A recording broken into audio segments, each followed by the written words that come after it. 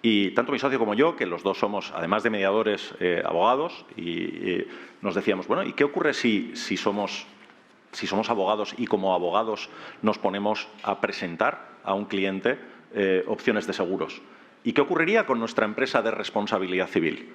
Y ante estas preguntas lo que hicimos fue dirigirnos y hablar con don Joaquín Ruiz Echauri y decirle, ¿por qué no asumes este reto? ¿Por qué no hablamos de la responsabilidad civil en conexión con el asesoramiento cuando ni la voluntad ni la actividad que se está llevando a cabo es la mediación en seguros, pero los actos que se están produciendo pueden ser categorizados por los jueces y tribunales como mediación?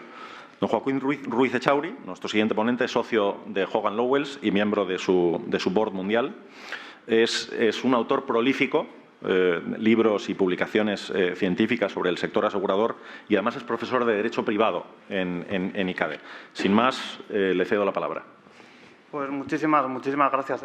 Agradecer a Valiro la invitación a participar en estas jornadas y muy especialmente a Joan por contar conmigo, porque, en fin, pese a lo mucho que discutimos, siempre cortés, leal e intelectualmente, pues le reconozco una enorme sagacidad y, en concreto, el tema que me propone abordar, creo que sin duda tiene grandes implicaciones prácticas, ¿no?, en nuestro muy particular nicho de mercado en el que nos movemos en materia de seguros para grandes patrimonios.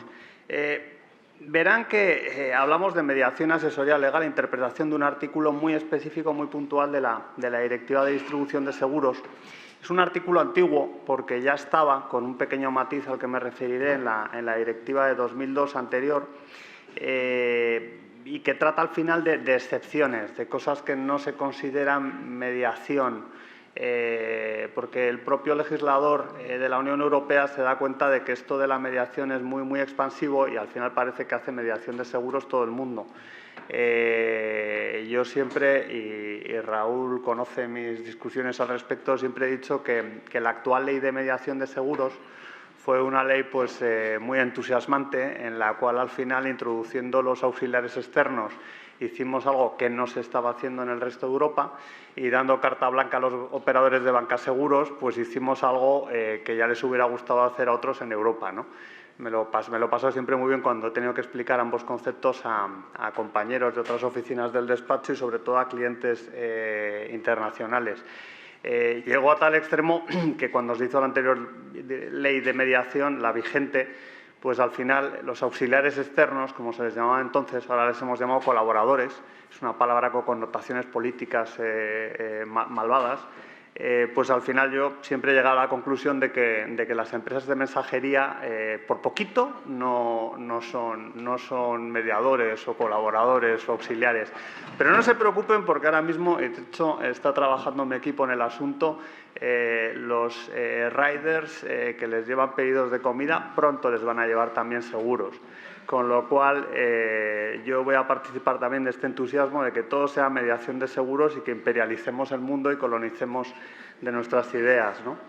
Es un artículo antiguo, este de la 2.2, y en el considerando 14 de la directiva actual de distribución de seguros te dice bien claro por qué quiere meter alguna excepción a que no es distribución de seguros el legislador de la Unión. Te dice, considerando 14, la presente directiva no debe aplicarse a las personas que ejercen otra actividad profesional, tales como expertos fiscales, contables o abogados, que asesoren en materia de seguros de forma accesoria en el marco de esta otra actividad profesional, ni a quienes faciliten simple información de carácter general sobre los productos de seguro, siempre que dicha actividad no tenga como objetivo ayudar al cliente a celebrar o a ejecutar un contrato de seguro o de reaseguro. El considerando habla de más cosas, habla de los peritos y liquidadores de siniestros, pero vamos a dejarles de lado a los efectos de esta charla. En el artículo 2.2 de la Directiva de Distribución se desarrolla esta idea del considerando y se dice, a los efectos del apartado 1.1 y 2, es decir, qué es mediación, qué es distribución de seguros, que queda dentro de esta norma, ninguna de las actividades que a continuación se indican constituirá distribución. Y te dice, bueno, las actividades de información prestadas con carácter accesorio en el contexto de otra actividad profesional, siempre y cuando el proveedor no efectúe ninguna acción adicional para ayudar a celebrar o a ejecutar un contrato de seguro, y añade si la finalidad de esa actividad no consiste en ayudar al cliente en la celebración o ejecución de algún contrato de reaseguro. Son artículos trampa, todos estos artículos. Muchos de ellos se han hecho pensando efectivamente en, oye, ¿qué pasa con las empresas que hacen peritajes, liquidaciones de siniestros? ¿Qué pasa con la distribución de seguros, que es la parte más importante, seguros de asistencia en viaje a través de la web de una compañía aérea, de agencias de viaje, etcétera? Pero al final también querían meter pues que en infinidad de actividades, aunque el contrato de seguro es un seguro sustantivo, no requiere otro contrato para su existencia, pues al final aparecen los seguros y se va a estar hablando sobre ellos, ¿no? Tiene una redacción bastante difícil de entender y, de hecho, el único cambio que hay respecto a la normativa anterior es un inciso que se ha añadido, que es decir, si la finalidad de esa actividad accesoria en el contexto de otra actividad profesional, no consiste en ayudar al cliente en la celebración o ejecución de algún contrato, ¿no? Ese matiz no estaba en la propuesta original de directiva de distribución, se metió en las discusiones del Consejo con las comisiones legislativas y tiene su reflejo en el considerando. En suma, para traducirlo, aquí lo que me están diciendo es que si usted tiene una actividad profesional, que el considerando me recuerda que es abogacía, asesoramiento fiscal, auditoría, o más que auditoría habla asesoramiento contable, fiscales, contables, abogados, en el que en un momento determinado por su mesa pasa un problema de seguros y le hacen preguntas de este tema: ¿cómo tributa este seguro? ¿Cómo tengo que interpretar esta cláusula de este contrato? ¿Cómo tengo que contabilizar? ¿En qué año tengo que contabilizar cuándo se ha producido el devengo de esto a efectos de impuestos? Usted no está haciendo mediación de seguros. Hasta ahí todos contentos. De hecho, la norma está en el Parlamento español, esa apasionante Cámara. Ha pasado por ahí, nos han dejado ha sobrevivido el 54-2, gracias Raúl. Pero lo cierto es que alguien, me puse a mirar las enmiendas y digo, alguien se habrá fijado en el artículo 3.3, en España en vez de 2.2 es 3.3, alguien habrá dicho algo. Y sí, para mi alborozo lo ha hecho Podemos. Esa brava fuerza política sumida ahora en los continuos conflictos que tiene toda formación joven y aguerrida. Ha metido una enmienda, la número 22, en el Congreso sobre empresas de renta-car, esos malvados instrumentos del ultracapitalismo fascista, pero no han dicho nada más. La norma va a quedar como está, es algo absolutamente pacífico. Están todos los ordenamientos internos y todas las propuestas que hay ahora mismo de implementación de la directiva de distribución en derecho interno de otros estados, cortapegan el artículo 2.2 de la directiva. Con lo cual dirán, bueno, pues esto es un tema muy pacífico, incluso para Podemos. ¿Qué demonios hace usted aquí contándonos esto? Bueno, pues estoy abordando efectivamente un problema práctico que es un problema práctico, yo creo, muy específico cuando lo trasladas a nuestro particular mundo. Yo siempre el mundo del seguro para grandes patrimonios, y saben que ese es un poco mi mantra, lo interpreto diciendo, verán, la legislación de seguros se hizo pensando en el mundo retail, se hizo pensando en el señor que tiene el seguro del hogar, en la dama que tiene el seguro del automóvil, en el señor que tiene un pequeño negocio y quiere un pequeño seguro que le cubra de responsabilidades civiles.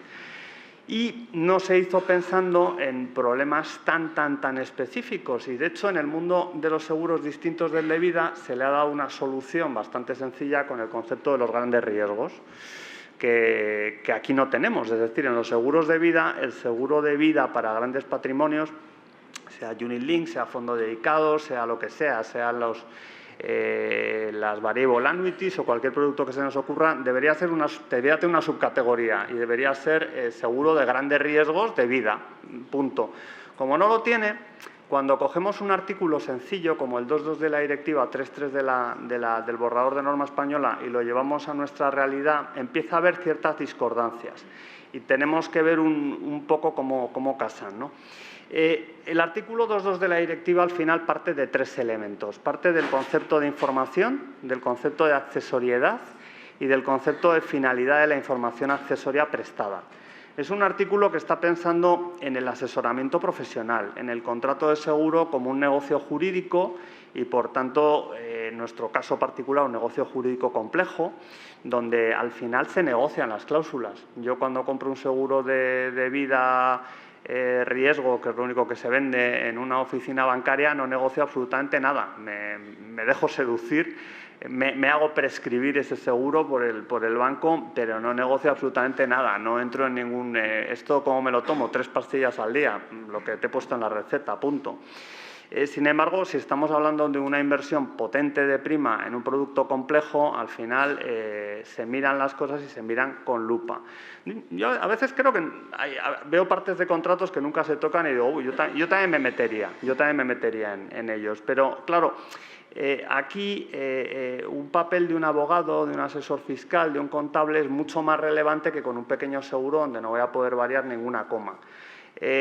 De hecho, además, puede suceder que al final se produzcan negociaciones atípicas, en el sentido de que el asegurador proponente del contrato no tiene un asesor externo, otro abogado, y directamente el cliente tomador tiene su asesor de cabecera de toda la vida, Family Office, que tiene al final, pues son abogados. Estabais diciendo perfectamente este tema de yo soy mediador de seguros, pero también soy abogado, pero bueno, Family Office, que está configurado como un despacho de abogados y que acaba tratando directamente con la aseguradora sobre ese particular problema de cómo redactamos tal o cual cláusula. Ahí empieza a fallar la sencillez del artículo 2.2 con la realidad de nuestro particular y muy peculiar mundo, ¿no?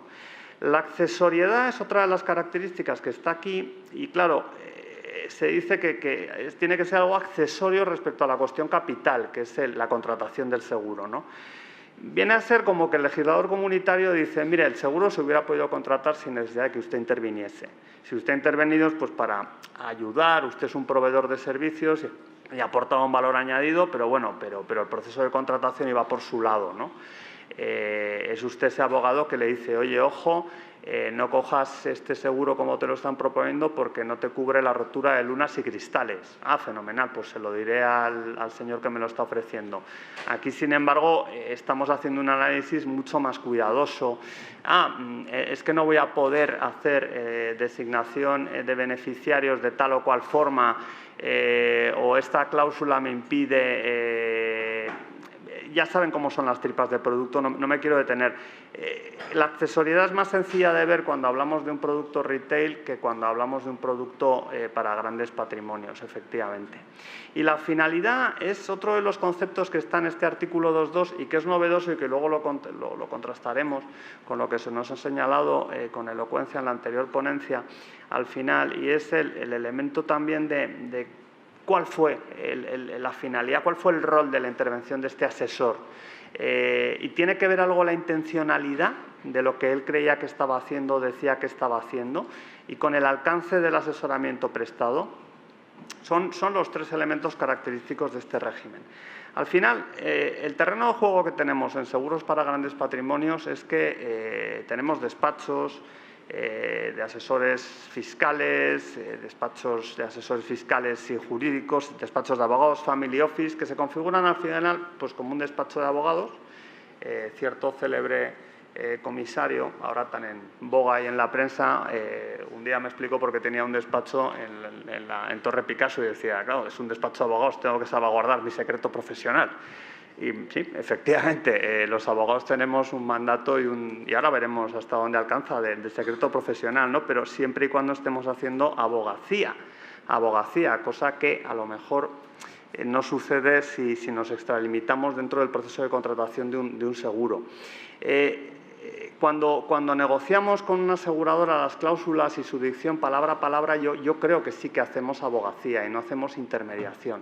Pienso que ahí no hay problema y pienso que es lo que nos está pidiendo el artículo 2.2 de la directiva que hagamos de una forma accesoria en la contratación del seguro, siendo ese el objeto de mi actividad, presto el mejor asesoramiento jurídico porque le digo al cliente, a mi cliente, oye, ojo con cómo te están redactando esta cláusula porque no vas a estar en la mejor posición, ¿no?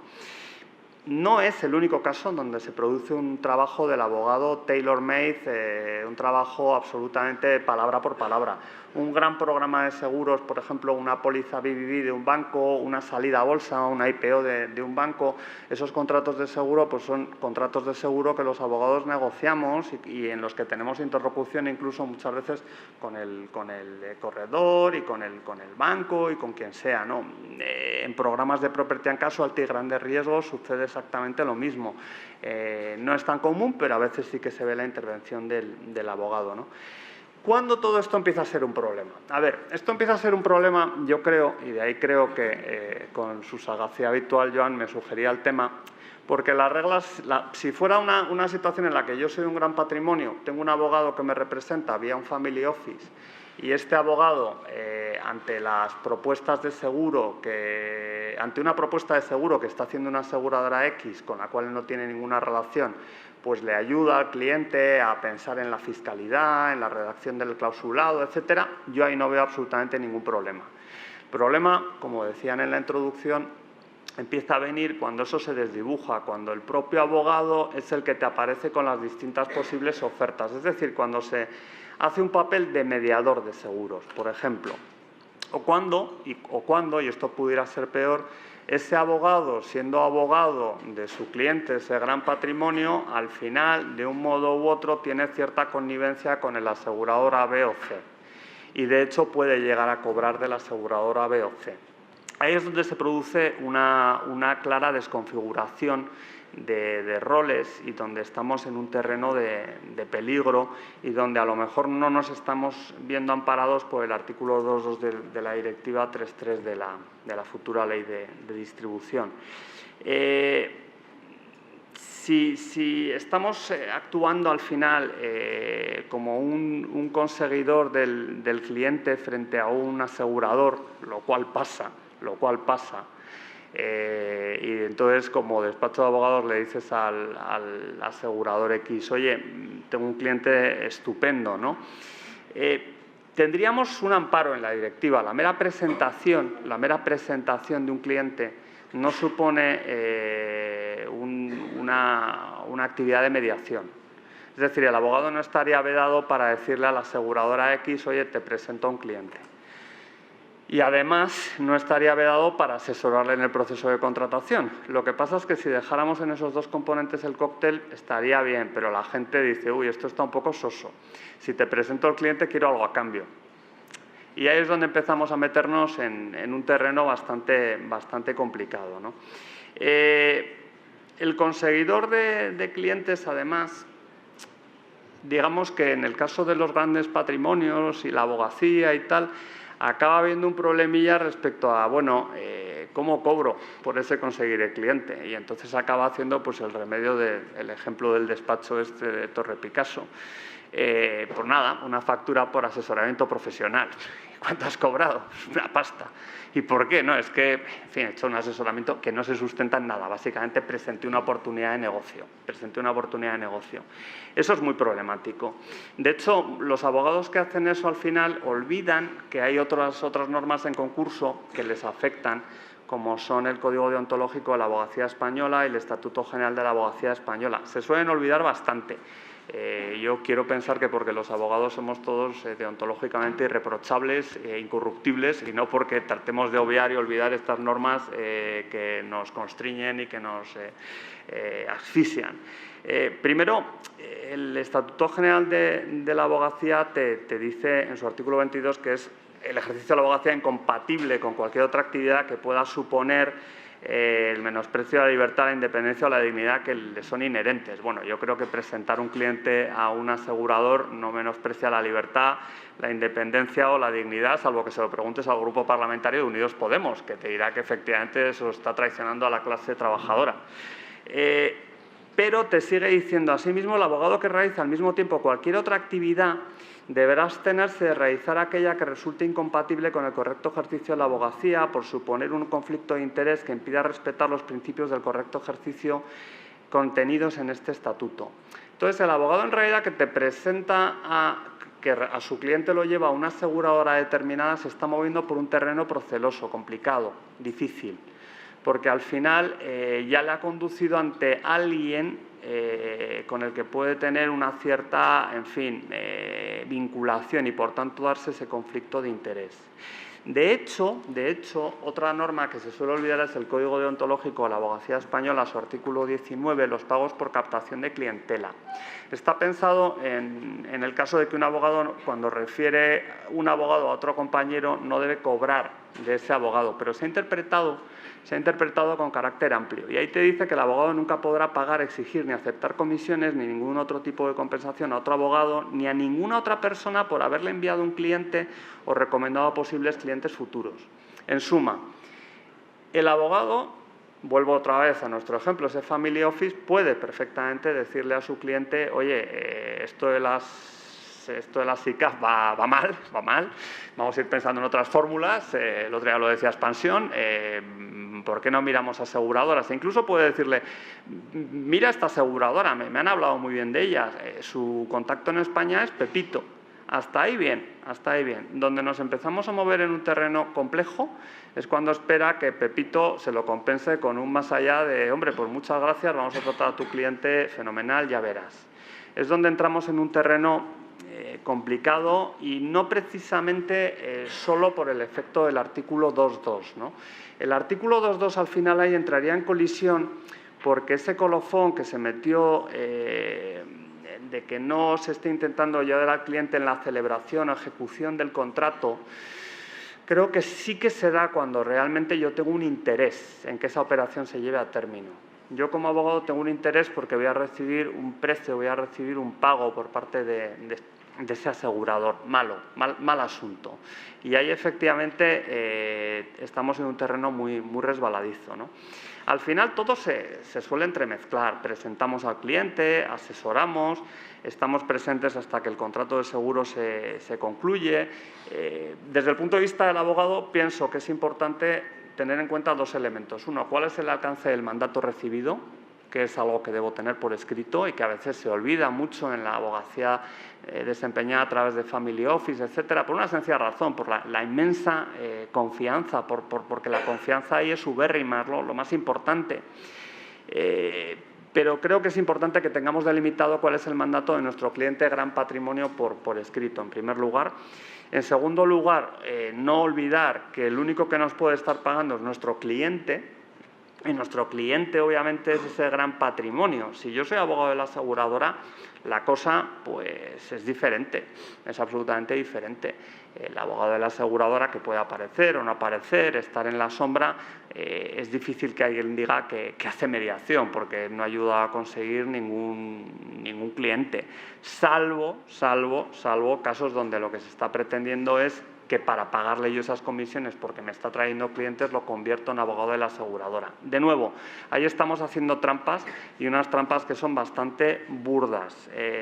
Y como siempre, como este mundo es pequeño, al final se saben. Como es un mundo pequeño, las oportunidades de que salten los problemas quizás son menores en términos porcentuales, pero el día que salten son gordas, ¿no?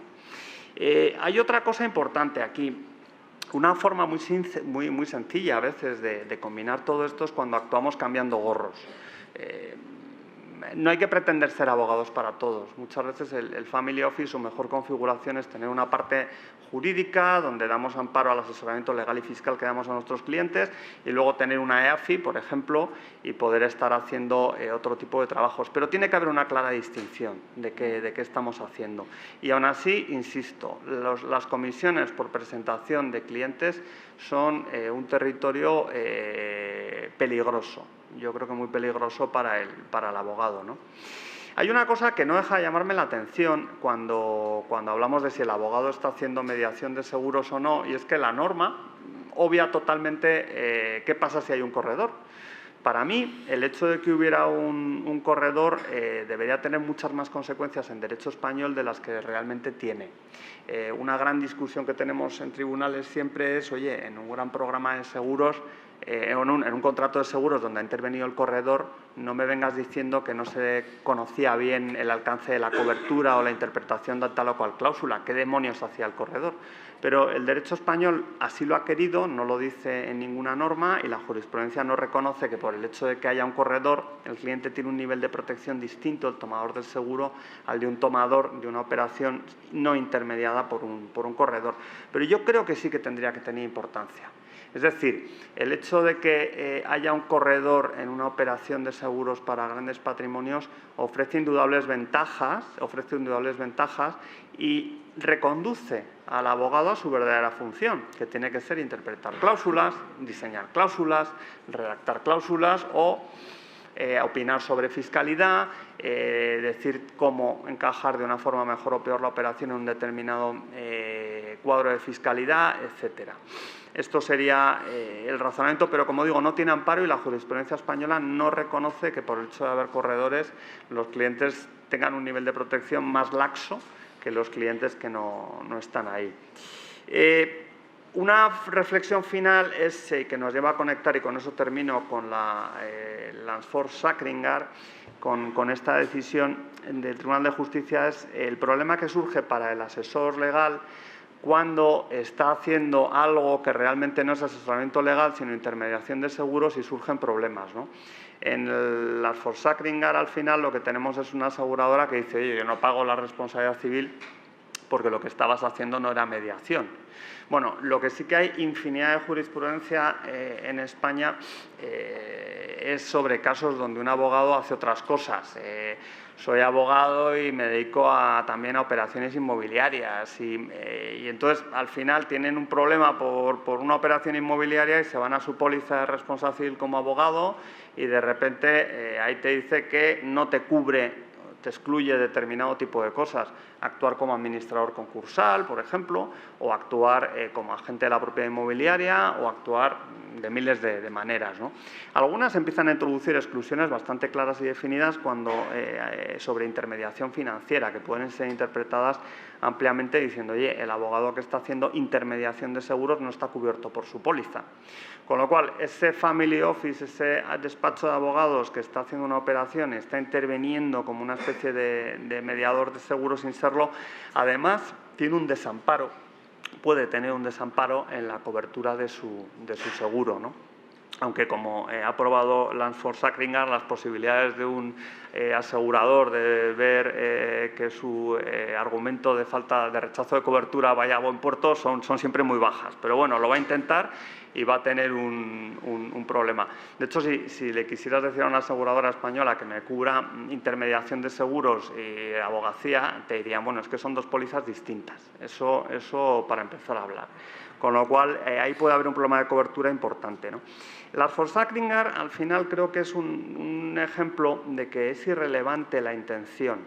Es irrelevante la intención del abogado. No, yo es que quería solo asesorar. No, lo importante es lo que aparece objetivamente, lo que sucede, lo que se ve en el papel, lo que un observador imparcial parece o puede entender en el asunto. Y en muchas operaciones de asesoría legal estamos yendo más allá realmente de la asesoría legal y acabamos actuando como intermediarios. Esto es un hecho. Por eso creo que, y agradezco por tanto la oportunidad de mencionar este tema, hay que hacer una llamada de atención tanto a aseguradoras como a banca privada, etcétera, sobre el rol que tienen en ocasiones los despachos, ¿no?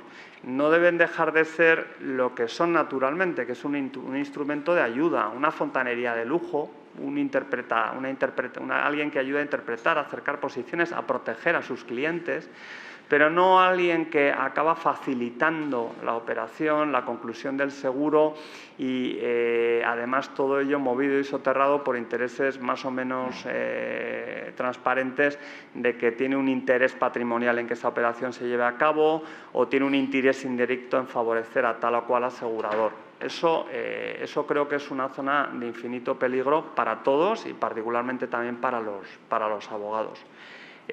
Por tanto, como conclusiones, hay que creo, reconducir la posición de los abogados a lo que son, tener mucho cuidado con las comunicaciones entre el abogado del gran patrimonio y la aseguradora proponente. Creo que ese es un punto en el que habría que incidir más, porque la aseguradora proponente pues no tiene abogados en el asunto y hay una interrelación directa entre ella y los abogados del gran patrimonio que puede ser indeseable. El que haya un corredor en la operación creo que ayuda, sinceramente, a esos abogados que están metidos por medio, porque es más difícil que le reprochen haber sido asesores cuando ha estado un corredor. Ahí es mucho más difícil que te digan, oye, es que hiciste, bueno, objetivamente pueden haber hecho cosas que se superponen y con las del corredor, ¿no? Y sobre todo hay un tema que me parece crítico, que es evitar la percepción de honorarios por conceptos que no tienen un sustrato real de asesoramiento jurídico profesional. Eso es una bomba y además es algo que lo saben por escándalos que hay ahora en España. Está muy en el foco de todos, ¿no? Hay que evitar, pues de repente, no, es que hice esta factura de 400.000 pavos, no se sabe muy bien, pero ¿qué me está usted contando, no? Es decir, hay un banco español que ahora mismo le están diciendo acabe pronto su investigación porque queremos saber qué ha hecho, ¿no? Son recomendaciones prácticas en un tema que, vuelvo a decirlo, me parece muy interesante y habrá que ver un poquitín la evolución que tiene, como decía el ponente antecedente, la jurisprudencia del Tribunal de Justicia, porque estoy seguro de que aparecerá algún caso parecido a la Forsakringar, pero que tenga que ver con algún despacho de abogados, en España o fuera de España. Y con eso concluyo.